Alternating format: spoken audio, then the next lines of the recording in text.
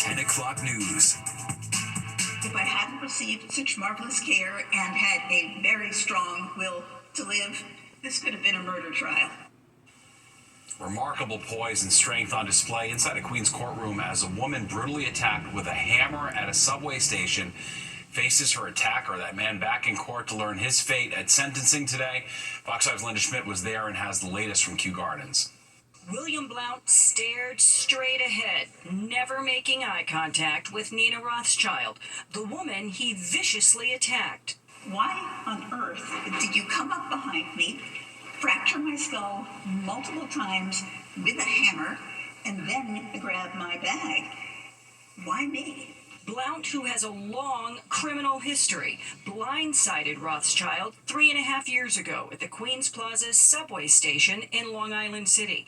She is wearing a red coat. Surveillance video captured Blount kicking her down the stairs and then hitting her on the head with a hammer 13 times before stealing her purse.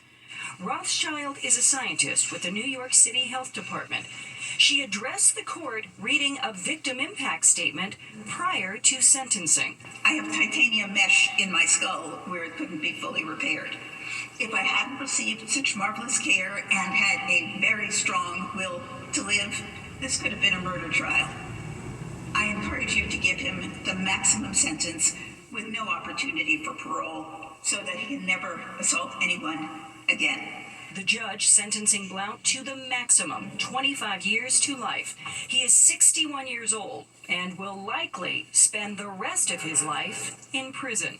This was a life-altering experience. I think of the night of February 24th, 2022, at least once per day. Ms. Rothschild was simply coming from work, working for the city of New York, doing important work, where the defendant followed, preyed upon her. You know, I've done a lot of cases. What really floors me about this case is the randomness. And the victim, Ms. Rothschild, says she still takes the subway to work every day. In Kew Gardens, Queens, Linda Schmidt, Fox 5 News. What a brave woman. Well, new tonight, the NYPD looking for the person they say slashed a 23-year-old woman in Astoria, Queens on Monday. Investigators releasing this picture. Police say it started with a verbal dispute over a parking spot on Steinway Street just before 1 a.m. when the suspect allegedly slashed the victim with a knife on her forehead, then took off in a gray BMW sedan. The victim was hospitalized in stable condition. A preliminary settlement has been reached in a class action lawsuit over New York State's home care program known as CDPAP. This after a new company took over administering the program, and many participants say they struggled to register in time. Now, as part of the settlement, everyone will now have an August 1st deadline to register with the new program, and anyone who does not meet this deadline will be sent a notice explaining their right to a fair hearing. And if you still need help, the Department of Health will continue to operate its CDPAP transition hotline through the end of the year. Torrential rain shuts down part of Interstate 93 in Massachusetts today. The flooding happened in the middle of the morning rush, the highway looking more like a river in the suburbs outside Boston. Police officers and emergency crews rescuing drivers stranded in their cars. As I was driving, all my lights went on and the car stopped. I know better never to take your foot off the gas, and I didn't. And as soon as I started to glide, I said, oh my God. Wow, parts of Massachusetts got up to 6 inches of rain in that fast-moving storm. Get yourself involved. Come here, buddy. Right there. Amazing body cam footage showing the moment 2 New Jersey state troopers rescue a small dog seen floating in the Arthur Kill in Elizabeth. That's a body of water between New Jersey and New York. The dog jumped into the current, which carried him to a difficult-to-reach spot, but troopers found their way, carefully approaching the pup and bringing him back to safety. The dog's been dubbed Oscar the Grouch for his less-than-friendly behavior. Troopers are taking care of him as they now search for his owners. Well, staying in New Jersey, another animal tale, this time a scare in the suburbs where a large black bear is on the prowl, putting a pause on some people's outdoors activity. Fox 5's Duarte Geraldino's in Fairfield with more. This bear was caught casually walking through backyards right through quiet neighborhoods in Essex County. Fairfield police estimate he weighs somewhere between 400 and 500 pounds. When I tell you it traveled the whole town on our Hollywood Avenue and Horseneck Road side, it absolutely did.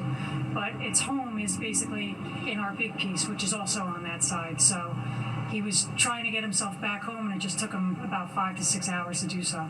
Over 5 to 6 hours, the bear was seen on Hollywood Avenue, Horseneck Road, Donna Drive, Stag Trail, and even near Salvatore Court. He never showed aggression, but every time someone spotted him, they dialed 911. I guess they're, looking for a place. We're getting rid of their homes by building here, so I guess they're just looking for some place to eat. You might see us running in a few minutes. The bear hasn't been seen since around 8 p.m. on Wednesday, but wildlife officials believe he's still out there, somewhere in these woods. What would you do if you saw a bear that's 400 or 500 pounds? Me? I would try to run to the nearest bottle of honey, spread it out, and then while he's entertained, I'll run away. Oh, good luck with that. Experts with the New Jersey Division of Fish and Wildlife say, skip the honey trap. Here's what they recommend instead. Don't approach, back away slowly, make noise, clap, yell, bang pots, whatever you need to do. Never feed a bear, not even by accident. If you have children outside because it's nice out, or if you have animals outside, just bring them inside.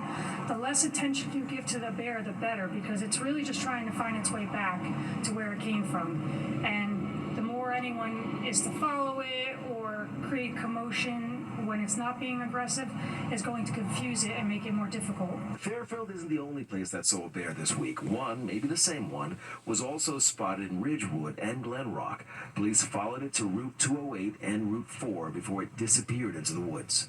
Bear sightings typically go up during the summer, but according to state data, bear activity in New Jersey is down 28% compared to last year. In Fairfield, Duarte Geraldino, Fox 5 News. An emotional meeting between an organ donor and the man she gave the gift of life to. I can't thank Henry enough for giving me a second chance.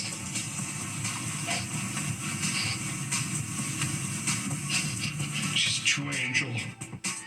All right, hear more of his incredible story and long journey to finding a kidney donor. Emotional moment on Long Island as the recipient of a kidney transplant comes face to face with the woman who saved his life. Fox 5's Jessica Formosa was there as the two met for the very first time. It's a hug between two strangers, but one of enormous gratitude and compassion. I can't thank Henry enough for giving me a second chance.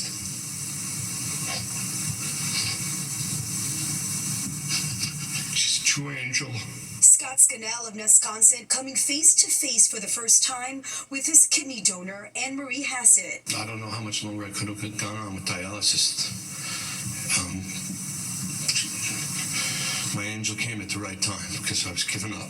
He says he was in a dark place. The 61-year-old diagnosed 10 years ago with polycystic kidney disease, placed on the transplant list. There are currently over 100,000 people on the national waiting list for various organs. 90% of those patients are waiting for kidney transplants. There are 17 people who die every day waiting for an organ transplant. Doctors ruling out his children as potential donors because they too tested positive for the same disease. Scott's family wasn't going to let him become a statistic. Seeing what their father was going through, dialysis 3 days a week, 4 hours a day, they decided to go public with his battle, posting this post on social media telling his story, a story that ultimately ended in the inbox of Anne Marie. I read their story that their kids could not donate for medical reasons.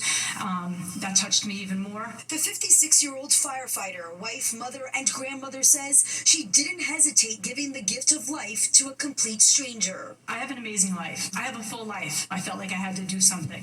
I'm just doing my good deed. I'm a child of God, and one of the things is to love your neighbor. Both surgeries were performed at Stony Brook University Hospital. Since the procedure, he has not needed to go on dialysis at all. His labs are normal, and he looks and feels great. Getting a second chance at life. No, I couldn't be happier. Thank you from the bottom of my heart. You're a special person. These families have a special bond that they say is forever. In October, Scott and Anne-Marie will be running to raise awareness for organ donation in the Give Life NY 5K. At Stony Brook Hospital, I'm Jessica Formoso, Fox 5 News. Unbelievable. What a great story. Well, American women are having a moment at Wimbledon.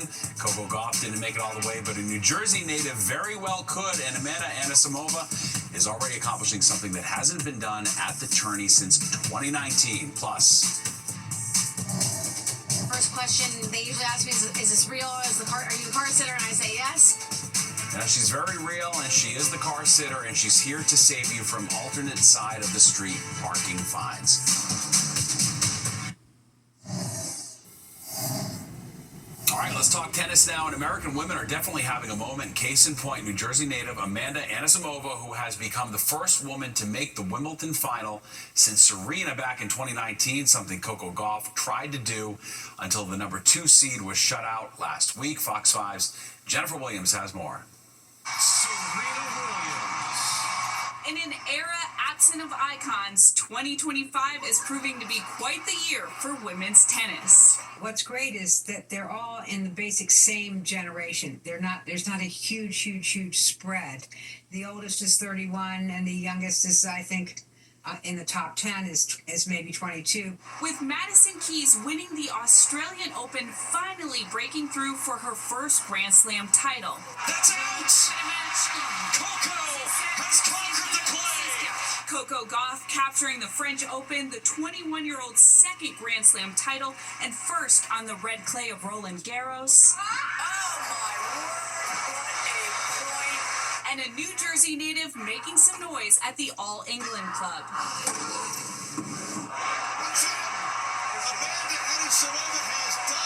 The 23-year-old American upsetting the top seed Aryna Sabalenka in 3 sets to advance, marking her first appearance in a Grand Slam final.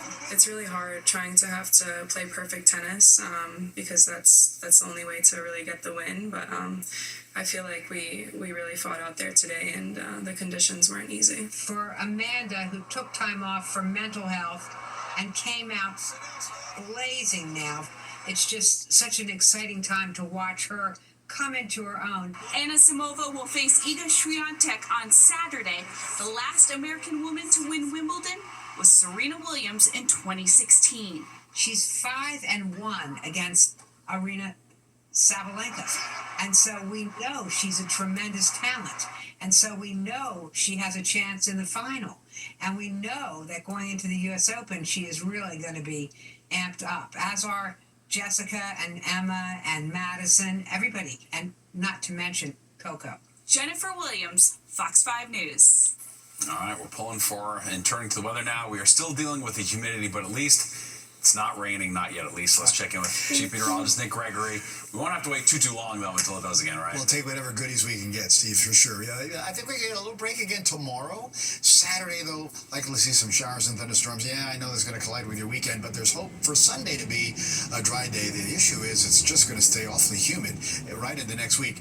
Got some clouds overhead at Midtown. Those clouds are going to stay and probably even lower as the night goes along. We'll start today with them as well. But a pretty seasonal day here, mid-80s, right? 84 and 70, right about where it should be. 102 record high, 55 record low. That was back in 1890, though. Right now, mostly cloudy, 75. And winds reported as calm. It's either that or light out of the south. Humidity still high, though. Dew point mid-60s. Little improvement there. Pressure's 2996. It hasn't really moved much at all in the last couple of days. Still kind of sitting right at that number. Okay, mid-70s for the city to Islip, 60s to the east end. Get back to 76, though, up there, Dutchess County by Poughkeepsie, White Plains 71, Newark, the warm spot, along with Allentown, holding into the upper 70s. But these numbers, as you see, are definitely cooler. 4, 5, 6 degrees or so, and early in the day, our temperatures this afternoon are about 10 to 15 degrees cooler than yesterday. But the dew point numbers, they're still upper 60s to about 70, so it's moderately humid in the conditions outside. Like I said, it's mostly a south wind, a very light 5 miles an hour, or it's being being reported as calm. So we're not really dealing with any wind issues tonight or again for tomorrow. Right, here are the highs. Very seasonal, as I said, mid 80s there, Poughkeepsie to Sussex to Allentown down to Newark. Did get out of the 70s though by the shore there at Belmar, 75 East Hampton, 80 across Connecticut. And again, it stayed rather cool into New England. Only 72 Providence. Boston didn't get out of the 60s today. How crazy is that for almost the middle of July? Rochester State College, 80s there, mid 80s to Cleveland. You kind of see where our temperatures are going to be, right? As we look westward, kind of same scenario here. Mid, occasional, some upper 80s around here. Cincinnati, 88, 90s there to Nashville. Okay, as we look at the satellite view, a couple of showers way up to the north and way off to sea. So we're not really worried about any of that being an issue as we head on into tonight. And I think, again, we're going to get a break for tomorrow. There's a possibility or a slight risk, we'll say, of an afternoon shower, thunder shower in a few spots as this system try to moves on through. But notice the storms firing up in the middle part of the country. Those may get into our neighborhood here along about Saturday afternoon and evening, so we'll keep an eye on that. All right, so the clouds kind of come in over the coastal areas in the city overnight, upper 60s north and west to low mid 70s around town. Those clouds go away, get a lot of sun tomorrow, mid to upper 80s, a little cooler at the shore though, of course. And there's a couple of showers and thunder showers popping in the afternoon. Again, not a lot in our forecast for tomorrow. As we head into Saturday, once again, we're going to start probably with some low clouds. Temperatures mostly, again, low and middle 70s. And the sun will come out, but it'll also fire up the atmosphere with some scattered showers and thunderstorms in the afternoon, particularly north and west, again, into the middle 80s. Motors winds east at 5 knots, so pretty good day tomorrow. 3-foot waves on the ocean, 1 or less on the sound. Careful bathers, moderate risk for rip currents tomorrow. Okay, 74 in the city tonight, about 70 in the burbs, and we're just going to keep a chance of a shower, but I think that's pretty much over with now. 87 tomorrow. Again, the PM shower, thunder shower risk, but for the most part, a lot of the time is going to be dry. Better chance showers and storms on Saturday at 87. Hey, humid on Sunday, but nice, 85. Showers and storms, a good bet by Monday morning, midday to the afternoon. Then we're into the 90s, Steve, Tuesday, Wednesday, and Thursday. We're used to it by now. All right, thanks, Nick. Well, if you've ever gotten a ticket for violating alternate side of the street parking rules, of course you're not alone. Now get ready to meet the woman who's making it her business to make sure you don't get fined. Alternate side of the street parking. If you own a car and live in the city, you know those rules all too well, but now a woman is turning that headache into a lucrative side hustle. Fox 5's Meredith Gorman introduces us to a professional car sitter. If you have a car in New York City, you know the struggles of street cleaning. Drivers must move their cars from one side of the street to the other for cleaning during alternate parking hours or risk getting a ticket. It becomes a real headache for those who can't move their cars during those hours. And that is where Sydney Charlotte, the car sitter, steps in. I recently got laid off, so I decided to move to New York, and I needed to bring my car with me reluctantly because I had 1 year left on my lease. I couldn't turn it back in, so I was like, I guess I'm bringing my car to New York City, which makes no sense, and I didn't want to pay for like a garage spot. So I heard from people that people sit in their cars during street sweeping, don't move their cars unless the street sweeper comes by. And that's when Sydney came up with her golden idea.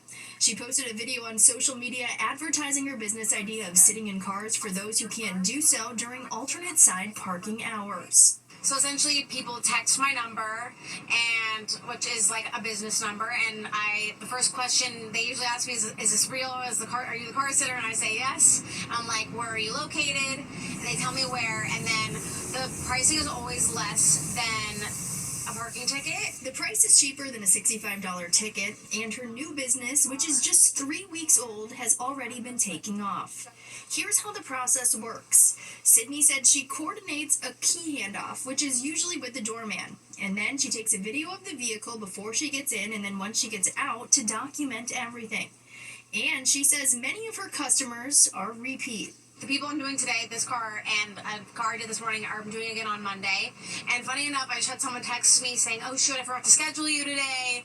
I just got a ticket. Like, I'm going to text you every Sunday from now on to let you know where I am. Meredith Gorman, Fox 5 News. That's a side hustle for sure. All right, and there's more of the 10 o'clock news straight ahead. We're going to be right back.